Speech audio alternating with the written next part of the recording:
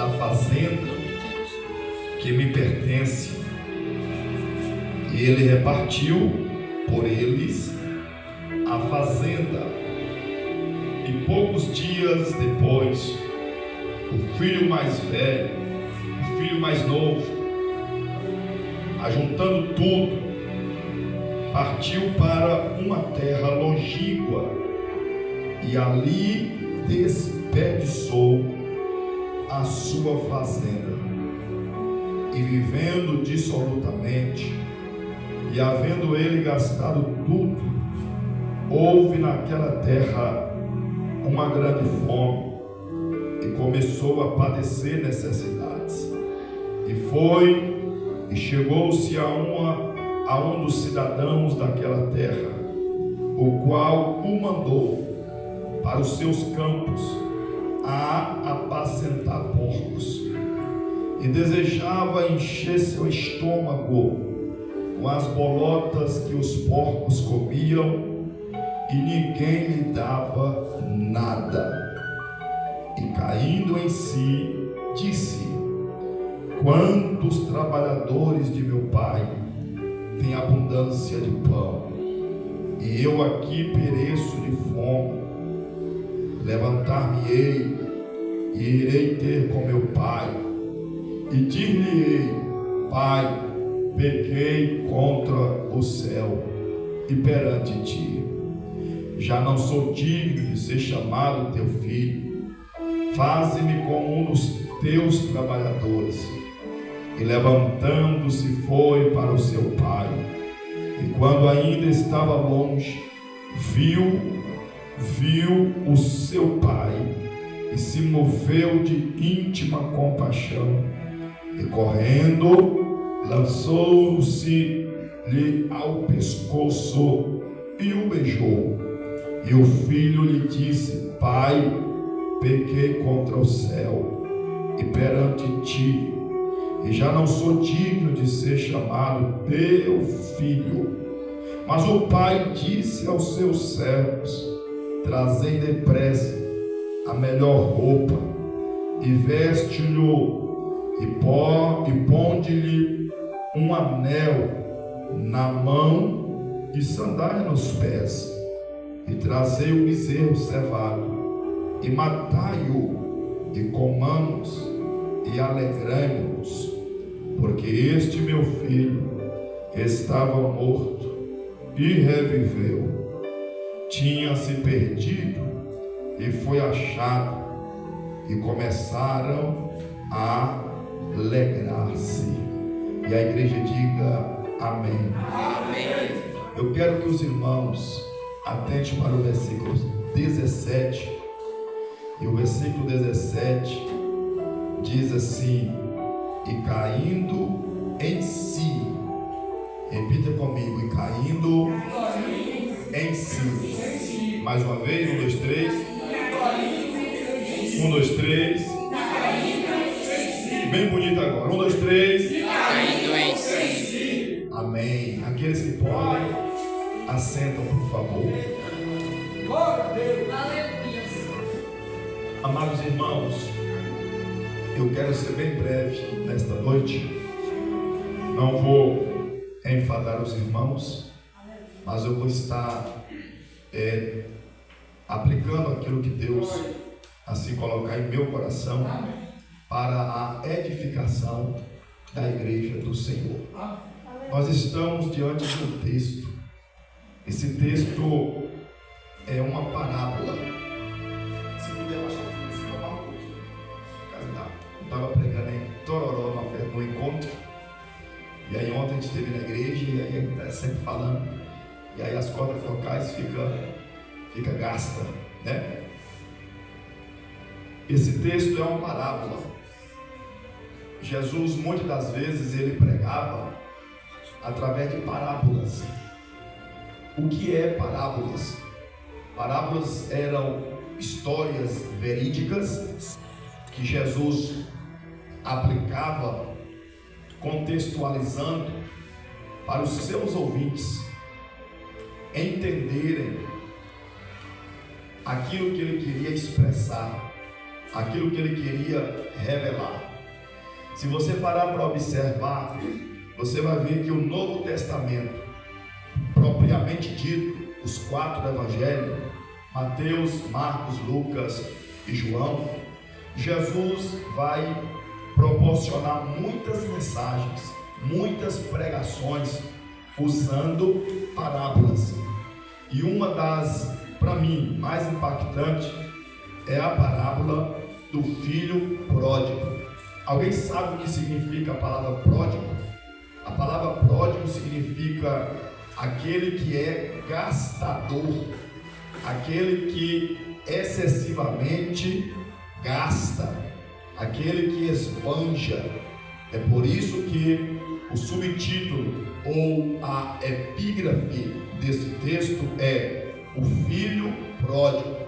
Então, Jesus aplica esta parábola para os seus ouvintes, e esta parábola ela está interligada a uma outra parábola que Jesus havia aplicado, que foi a parábola da ovelha e da dracma perdida, uma ligado à outra.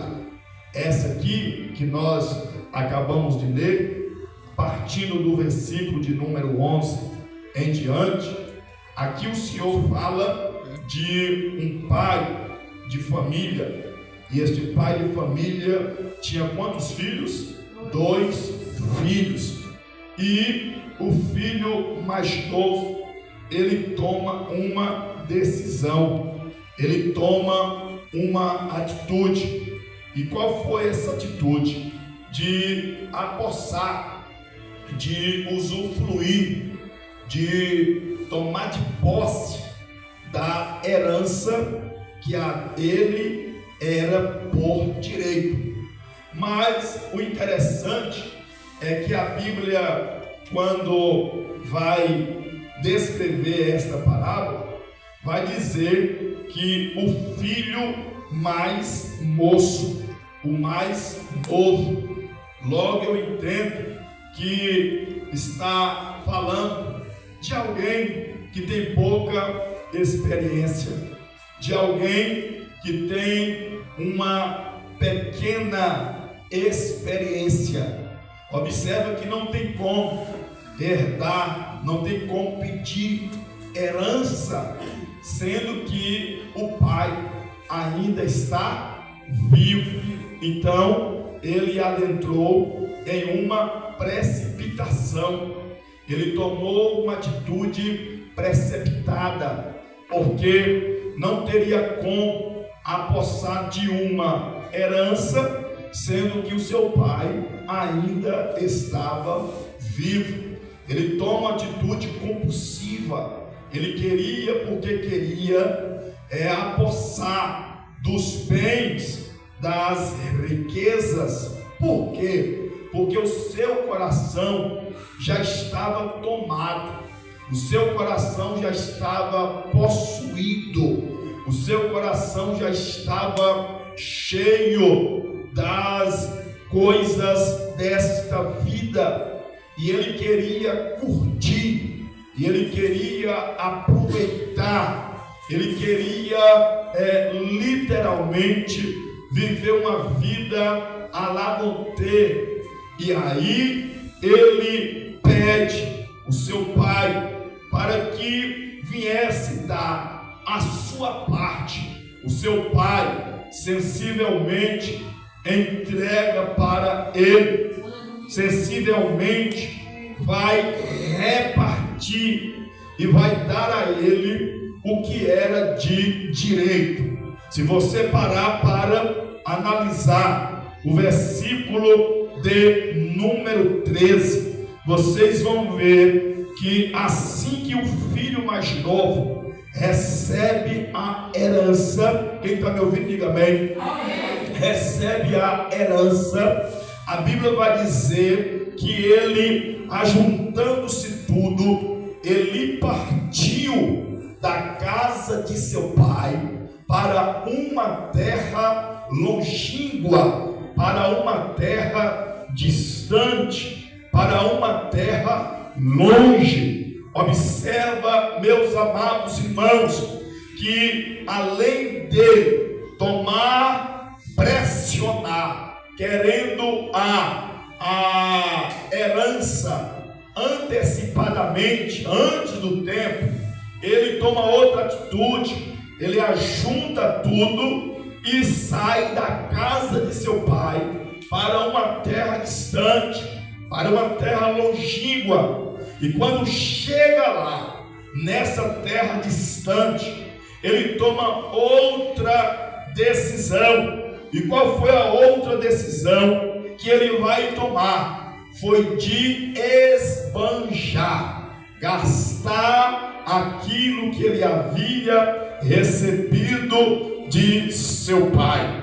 E a Bíblia diz que ele desperdiçou. Veja, queridos e queridas, que nós aprendemos aqui três coisas.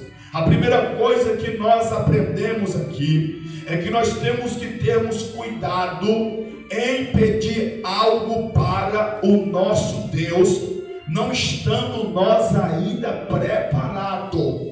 Tem gente que quer porque quer tal bênção da parte de Deus e fica como que pressionando a Deus, sem antes se preparar para receber a bênção que deseja.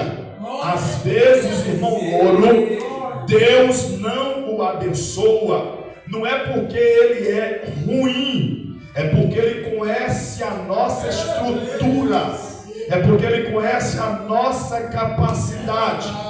E em Eclesiastes, capítulo de número 3 em diante, a Bíblia diz que tudo tem o seu tempo determinado. Então a primeira lição que nós temos que aprender é que nós não podemos apossar de uma bênção sem antes nos preparar psicologicamente, emocionalmente e espiritualmente. A segunda lição que nós temos aqui neste texto é que nós temos que tomarmos cuidado para não sair da casa do Pai. Não podemos sair da casa do Pai. Mas pastor, lá tem alguém que está olhando para mim com a cara feia. Não saia da casa do Pai. Pastor, lá tem alguém que não me dá oportunidade. Não saia da casa do Pai. Mas pastor, a pregação é muito dura, muito cajada, é muita correção. Não saia da casa do Pai. Pastor, é muita oração, não saia da casa do Pai.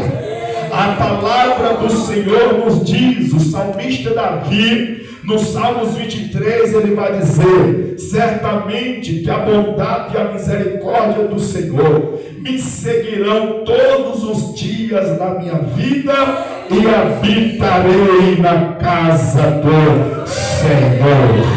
Então é um perigo muito grande quando a gente procura ou deseja ou sair da casa do Senhor. Quando nós estamos na casa do Senhor, nós estamos nos precavendo das coisas desta vida, das coisas deste mundo. Na casa de Deus tem comunhão, na casa de Deus tem alegria, na casa de Deus tem ensinamento, na casa de Deus tem presença de Deus, na casa de Deus a gente se alegra com os louvores, na casa de Deus a gente aprende com a palavra, na casa de Deus a gente deseja estar em oração, na casa de Deus a gente está conectado com a pessoa do Espírito Santo. Então nós não podemos, em hipótese alguma, sair da casa do Pai. A terceira lição que a gente aprende aqui é que nós não podemos desperdiçar aquilo que Deus nos entregou. Aquilo que o Pai nos entregou, nós não podemos desperdiçar. E eu gostaria que você entendesse uma coisa: A sua saúde é preciosa, foi Deus que te deu. Então não desperdiça a sua saúde. Tem gente que não está entendendo. O seu salário é precioso. Então não desperdice o seu salário. O seu tempo que Deus te proporciona, aleluia, é precioso. Agora mesmo tem alguém que está dentro do caixão. Agora mesmo tem alguém que está prestes a descer a sepultura. E eu e você agora estamos fortificados, e a fogo de vida em nossas narinas, estamos saudáveis. Então não podemos desperdiçar o nosso tempo. Não podemos desperdiçar a unção que Deus nos deu, a sabedoria na palavra que Deus nos deu, o ministério que Deus nos deu, as dádivas, os presentes, as bênçãos que Deus nos deu. Nós não podemos desperdiçar. Tem muita gente por aí afora que está fazendo pouco caso das bênçãos que Deus tem entregado. Tem muita gente por aí afora que está desfazendo daquilo que Deus o proporcionou, e agora está pelos cantos chorando, e agora está pelos cantos arrependidas. Por quê? Porque desperdiçou aquilo que Deus concedeu de tão precioso. Eu quero que você olhe para o teu irmão. Eu quero que você olhe para a tua irmã, porque daqui a pouco eu vou começar a pregar. Olha para o teu irmão, para a tua irmã, e diga para ele, diga para ela: espera o tempo de Deus. Diga para ele: não saia da casa do Pai. E diga assim: não desperdice o que Deus te presenteou. Oh glória, eu estou sentindo a presença de Deus aqui neste lugar. Eu estou sentindo a presença do Altíssimo aqui neste lugar. Aleluia. Nós temos que tomarmos cuidado. Nós temos que tomarmos muito cuidado. Temos que sermos cautelosos. A palavra do Senhor nos diz: seja simples como uma pomba, mas prudente como uma serpente. O que a palavra do Senhor nos ensina? A palavra do Senhor nos ensina que nós temos que termos cuidado, porque enquanto estivermos com esses pés na face da terra, nós estamos propícios a vivenciar dias bons e dias ruins, dias maus. Nós estamos propícios a conviver, a lidar com situações favoráveis e situações desfavoráveis. E a Bíblia nos diz que o dia mau ele chega. A Bíblia diz que o dia ruim ele chega. A Bíblia diz que o dia contrário às nossas expectativas ele chega. A palavra de Deus ela vai nos dizer que quando ele gastou todas as suas heranças, todo o seu bem, diz a história que veio uma grande fome sobre a terra. Veio o que, irmãos? Veio uma grande fome sobre a terra. Ele gastou o que Deus, o seu pai havia entregado. Ele gastou o que o seu pai havia lhes abençoado. Ele estava distante da casa do seu pai. E agora, pastor, ele havia desperdiçado. Agora veio o que? Um dia mau. Veio um dia mau. Quando o dia mau chega na vida das pessoas, o segredo não é o dia mau. O segredo é com quem nós estamos. Se nós estamos distante da casa do Pai, da presença do Pai, certamente iremos gemer, certamente iremos sofrer, certamente iremos padecer. Mas se nós estamos vivendo um dia mau, mas estamos na casa do Pai, estamos na presença do Pai, Ele vai nos sustentar, Ele vai nos fortalecer, Ele vai suprir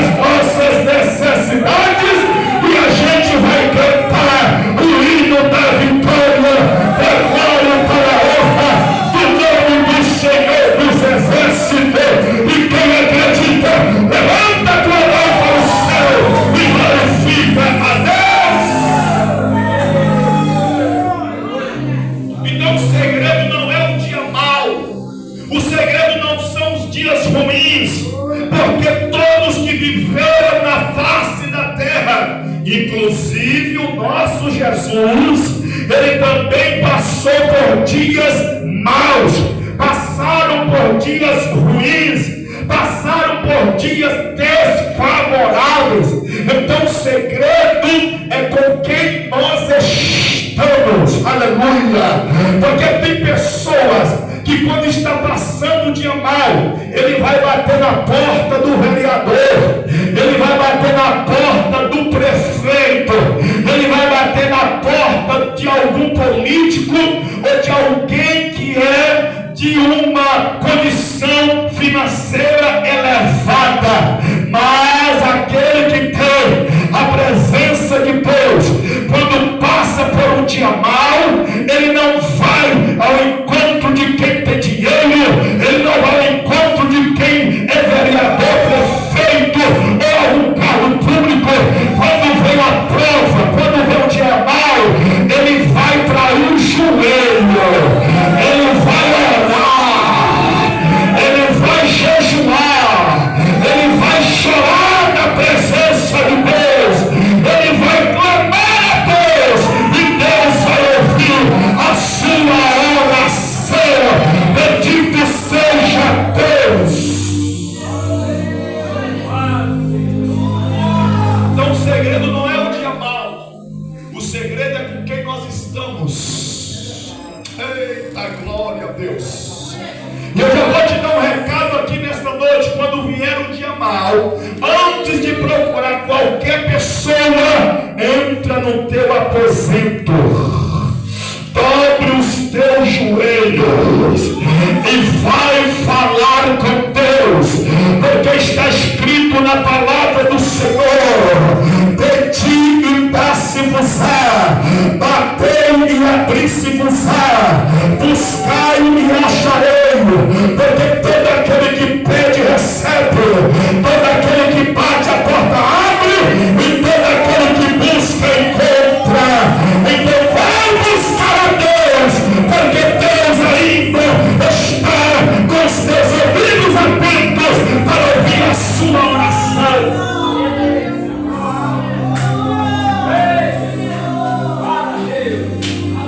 O segredo, irmãos, das nossas vidas está literalmente na nossa comunhão com Deus.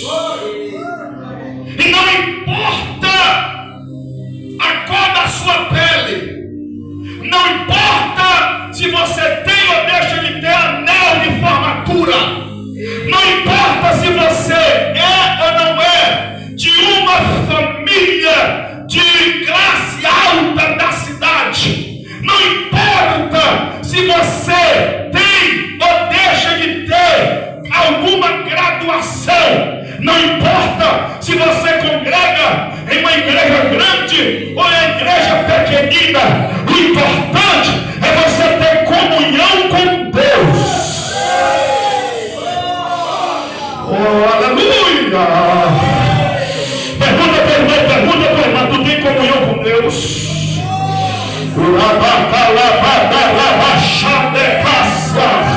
Pergunta ela, você tem comunhão com Deus? Porque tem gente, irmãos, porque tem pessoas que estão dentro da igreja 10 anos, está dentro da igreja 50 anos, e ele ainda não tem comunhão e experiências com Deus. Aleluia! Olha para o teu irmão, para a tua irmã e diga assim: você sabe por que Deus permite o dia mau? Para provar sua fé.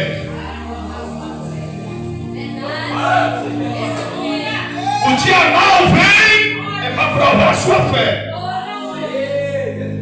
O dia contrário vem é para provar a sua fé. Quando você vê o vento soprar, não é para você se assustar. Quando você ouvir alguém se levantando contra você, difamando, caluniando, dizendo que você é isso e aquilo, quando você vê a porta fechando, quando você vê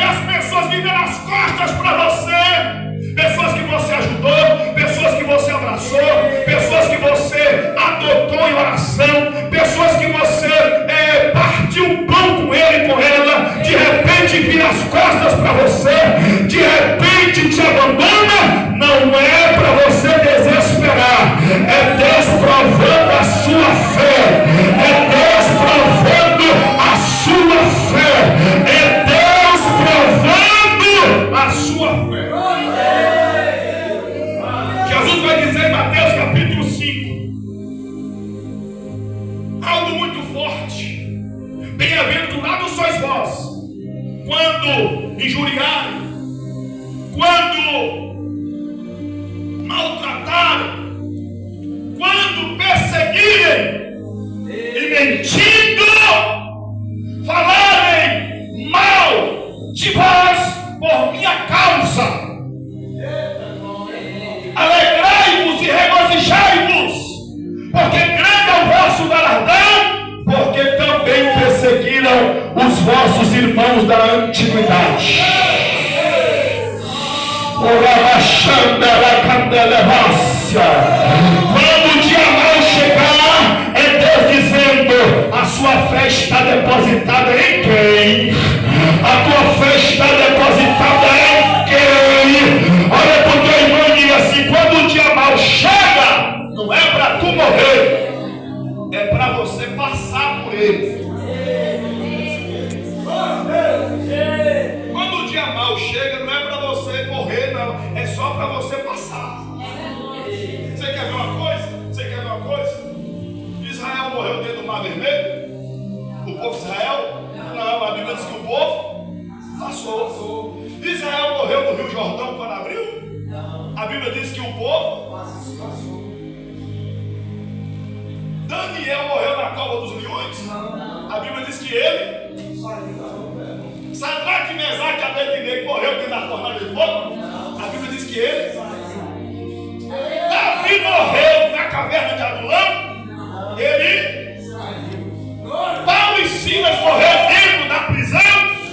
Um estava cantando e o outro orando. Um orando e o outro cantando. Eles morreram na prisão? Pedro morreu dentro da prisão? Jesus, irmãos, presta atenção. De fato, Jesus morreu, mas no terceiro dia. Então deixa eu te dizer uma coisa: você não vai morrer nesse deserto, você não vai morrer nessa prova, você não vai morrer nesse vale, você não vai morrer diante desse problema.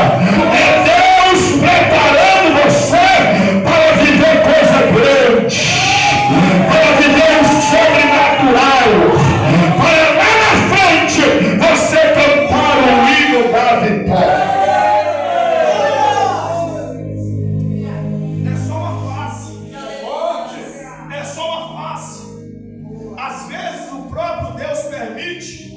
Nós caminhar com as nossas próprias pernas, para lá na frente ele se revelar e dizer: olha, é melhor caminhar na minha direção do que na de vocês. Porque às vezes a gente está na presença de Deus, a gente quer andar de acordo com o nosso nariz. E não é assim. Aceitou Jesus, é membro do corpo de Cristo. Quem conduz a sua vida agora? Quem trouxe Bíblia? É isso aqui. É isso aqui que te conduz. É isso aqui que nos conduz. É a palavra de Deus. É aqui que é a bússola. É aqui que é a bússola diretiva que conduz os nossos passos. Davi vai dizer: escondi a tua palavra no meu coração para não pecar contra ti. Davi também vai dizer que a palavra de Deus, ela é lâmpada, luz para os seus olhos e lâmpada para os seus. Quem é que está te conduzindo?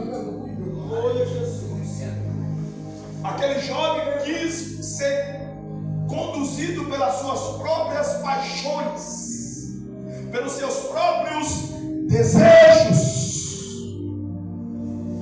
E ele foi. Quando chegou lá na frente, ele não esperava. Ele não imaginava que ele iria se deparar com um dia mau. Olha para o teu irmão, para a tua irmã bem baixinho. Diga assim, ó. Se você ainda não passou pelo dia mal, fala bem baixinho. Você se prepara, que a qualquer hora você pode passar. Glória a Deus. Aleluia. Forte, papai. E ele foi caminhando e esbanjando. Gastava aqui, gastava acolá, muitas farras. Isso aqui representa, sabe quem? Representa aquele cristão que não tem compromisso com a santidade, que não tem compromisso com as coisas sagradas, que não tem prazer em estar na casa de Deus. É o chamado crente Raimundo pela igreja e o outro no mundo. Esse jovem aqui representa aqueles que ficam brincando, pois a Bíblia vai nos dizer que este mundo jaz do maligno. Olha para o teu irmão, para a tua irmã e diga: esse mundo não tem mais nada para te oferecer.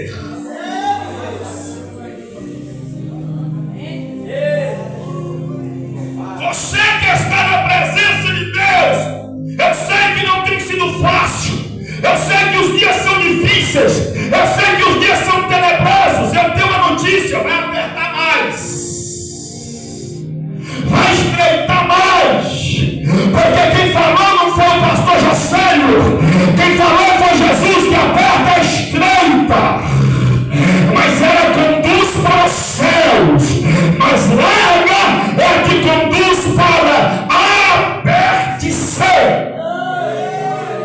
Aí, ao entrar na porta, quem escolhe é você. Qual é a porta que você quer entrar, estreita ou larga?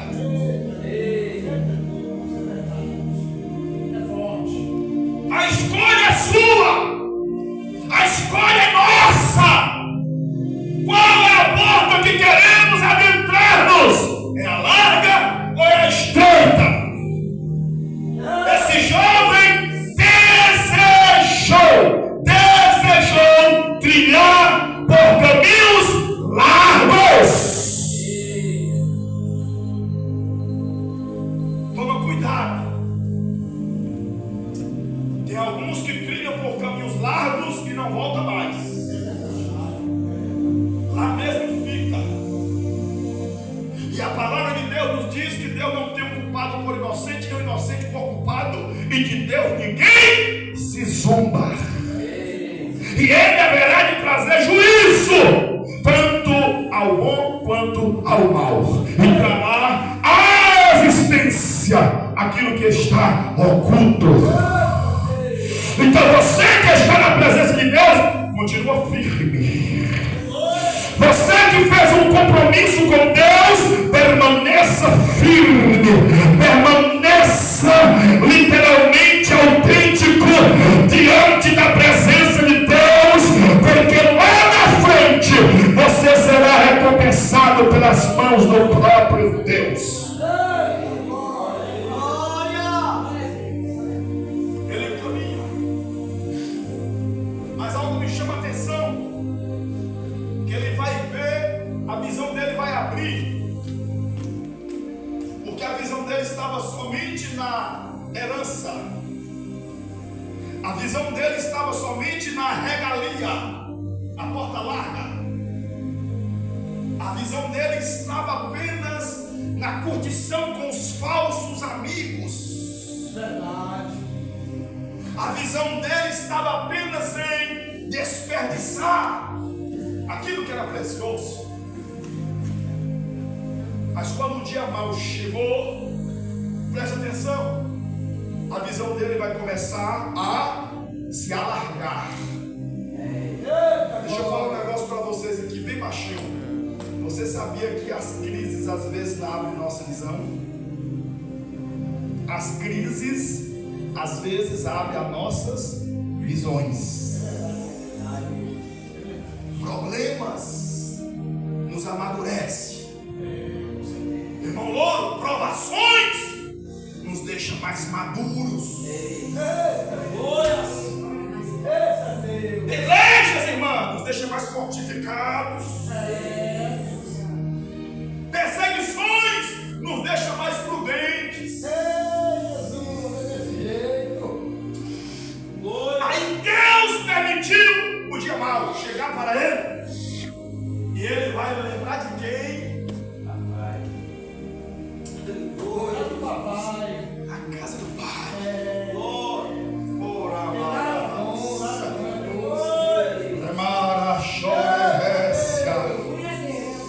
Quantas vezes eu chegava na casa de minha mãe, era só feijão, olha pra cá, era só feijão e ovo frito, mas era uma delícia. Quantas vezes eu chegava em casa, não tinha uma cama que eu tenho hoje, mas eu dormia demais. Chegava a babar pelos cantos, os olhos chegavam a revelar. Casa do Pai, casa do Pai. Quantas vezes eu chegava em casa e não tinha geladeira que eu tenho hoje, e eu bebia aquela água de pote. E a água descia e refrigerava o meu organismo, aleluia. Quantas vezes eu chegava na casa de papai, não tinha o chuveiro que eu tenho hoje, e eu abria aquela torneira, aquela água gelada batia na carcunda, e eu me alegrava, aleluia. Quantas vezes eu chegava na casa de papai, aquele tanto de filhos lá em casa, não tinha aquele banquete, bem assim à vontade, mas a mamãe vinha e dividia os pães tudo direitinho, a gente comia um pão e meio, e ia dormir alegre. Por quê? Porque na casa de papai é diferente, na casa de mamãe é diferente. Oh, aleluia. Valoriza você que está na casa de Deus, valoriza você que está na casa do Senhor, valoriza você que está diante de Deus, que é melhor do que estar lá fora.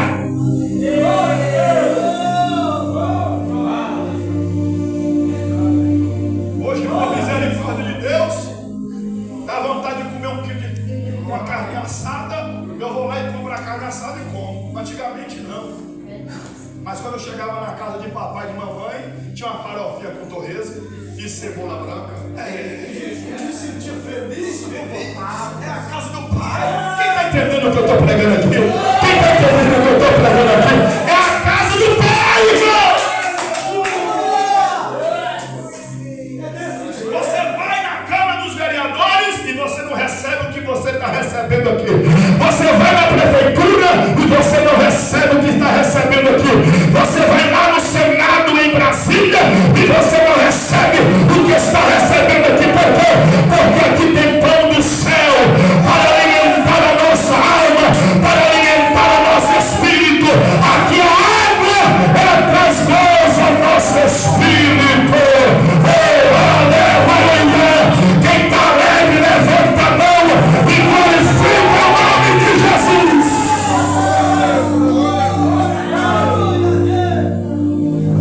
Sabe o que eu venho aprendendo? Glória a Deus. Eu aprendi nos últimos dias que o culto não depende de multidão. O culto é individual. E o culto não começa nem aqui não. O culto já começa nas primeiras horas quando você acorda.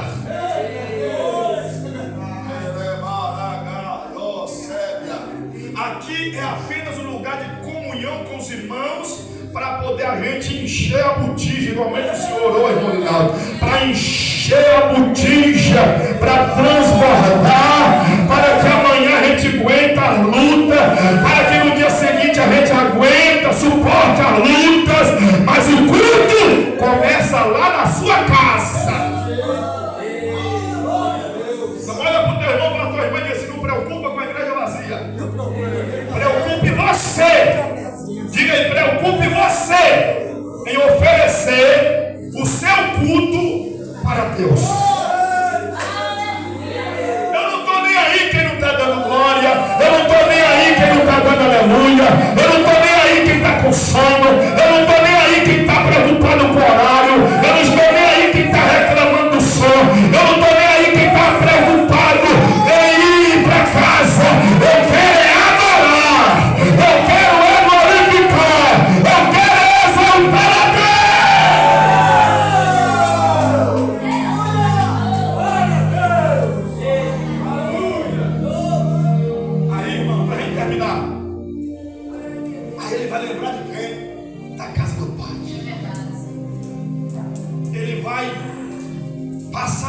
necessidade. Repita comigo, necessidade. Necessidade. Diga comigo, necessidade. Às vezes é um meio de Deus nos alertar. Eu não gosto de pregar gritando, eu gosto de pregar para o povo entender. Para quando terminar o culto, o povo falar, eu lembro aquela mensagem. Eu sou assim. Porque tem gente que vai pregar, grita, pula, roda, sapateia. Aí quando termina o culto, pergunta, ele pregar o quê? Eu não sei. Você está entendendo, não? Porque quem tem que fazer aqui não é eu, não. Quem tem que fazer é Deus. Se Deus quiser curar, quem vai curar é Ele. Se Ele quiser batizar com o Espírito Santo, Ele batiza. Se Ele quiser renovar, Ele renova. A minha obrigação é pregar. Aí o que é que acontece? Ele vai padecer necessidade. E ele foi recorrer a algum cidadão. Aí deu para ele para trabalhar entre os, cuidando de porcos. É forte. Isso é forte. Cuidando de porcos. Não dá para entrar em detalhes agora, mas porcos e cachorro ou cães na Bíblia tem um significado meio complicado. Não dá para explicar agora. É verdade. Olha, foi cuidar de porcos. E cuidando de porcos, ele sentindo fome, ele desejava comer da mesma comida que os porcos comiam. E ele não podia comer, porque ele estava sob ordens. Você está entendendo, irmãos? Ele estava sob ordem. Ele não podia chegar lá e comer sem antes comunicar. Eita Deus! Ele desejou comer a comida de porcos. E a Bíblia vai nos dizer categoricamente: e ninguém lhe dava.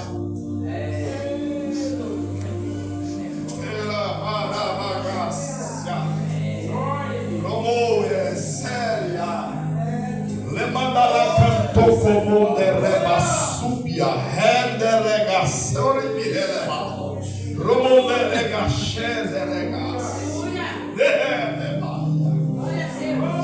Todos aqueles que se afastam da presença de Deus, a tendência é esta. O que, pastor? Regredir, ser jogado e pisado pelos homens. A Bíblia diz assim: que se o sal perdeu para nada mais, senão para ser lançado e ser pisado pelos homens. Humilhação. Saiu da casa de Deus, saiu da presença de Deus, mas cedo ou mais tarde prepara para ser humilhado, para ser humilhado, para ser maltratado. E aí, irmãos, o que é que a Bíblia vai nos dizer? Que ele está passando por esta humilhação. Mas aqui eu glorifico a Deus. Sabe por quê? Porque ele foi humilde. Ele foi o quê? Humilde. Repita comigo, a Bíblia diz em Provérbio que à frente da honra vai a humildade. A humildade está aqui e a honra está atrás. É assim, você está entendendo, irmãos? Você quer ser honrado? Você quer ser honrada? Coloca a humildade na frente. Não seja orgulhoso. Não seja prepotente. Não seja cheio de 9 horas. Tem gente que é cheio de 9 horas. Colocou um sapatozinho brilhoso no pé, já se acha o tal. Colocou um ternozinho, já se acha o bambambam. Recebeu uma consagração, já acha que é o melhor. Não é assim? Tem dinheiro no bolso, já acha que é o dono do mundo. E tem crente exibido, irmão. Tem crente exibido. Tem crente exibido, que nem não leu nem aí no Salmo 23, não leu nem o Salmo, já está se achando tal. Tem que ser humilde. A Bíblia diz que ele foi humilde. Por quê? Porque a Bíblia diz que ele caiu em si. si. Vai se arrepender do que fez. É examinar a si mesmo. É ó, consciência. Por misericórdia de Deus, eu sou estudante de psicanálise. E a gente sabe que a nossa mente tem 3 partes. Quantas partes? 3: intelecto, memória e consciência. Quantas partes? 3: intelecto, memória e consciência. A consciência dele foi alertada. Aleluia! Oh, glória a Deus! Oh, aleluia! A consciência dele foi alertada, caindo em si. Aí ele vai voltar. Ele vai dizer: levantar-me-ei. Não é eu que estou dizendo, é a Bíblia que está dizendo, ó. Levantar-me-ei e irei ter com meu pai. E eu vou dizer: Pai, eu pequei contra ti. Glória a Deus.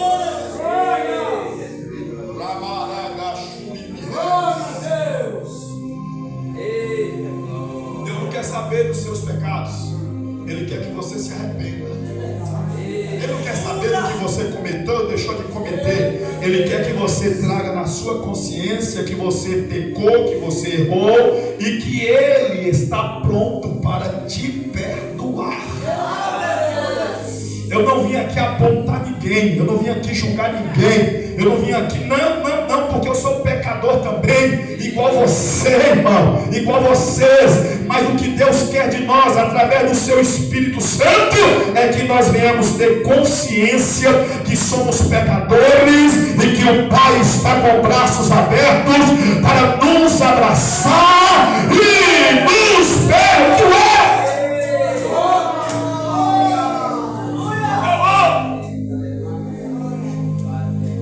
Eu vou atrás do meu Pai, eu vou ao encontro do meu Pai. E o texto diz que quando ele vai, no meio do caminho, o Pai avista. Aleluia. Olha para o teu irmão e assim: o Pai está vendo. O Pai está vendo, Tiago Nael. O Pai tem olhos. Quem está entendendo essa mensagem? Quem está compreendendo? Tem pessoas que fecham os olhos para você, te ignora. Tem pessoas que fecham os ouvidos para você, te ignora. Mas o Pai está de olho em você.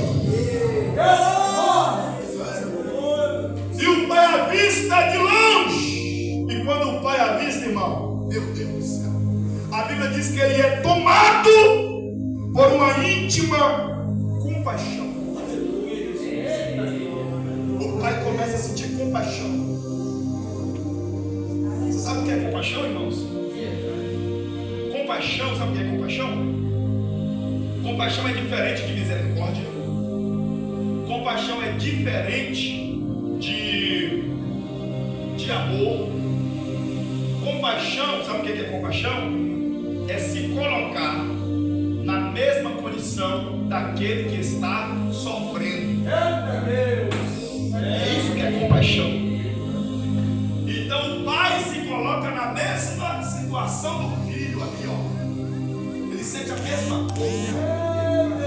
Aí isso aqui é para você glorificar a Deus. Ele sente a mesma dor, ele sente o mesmo sofrimento, a mesma humilhação que o seu filho estava sofrendo.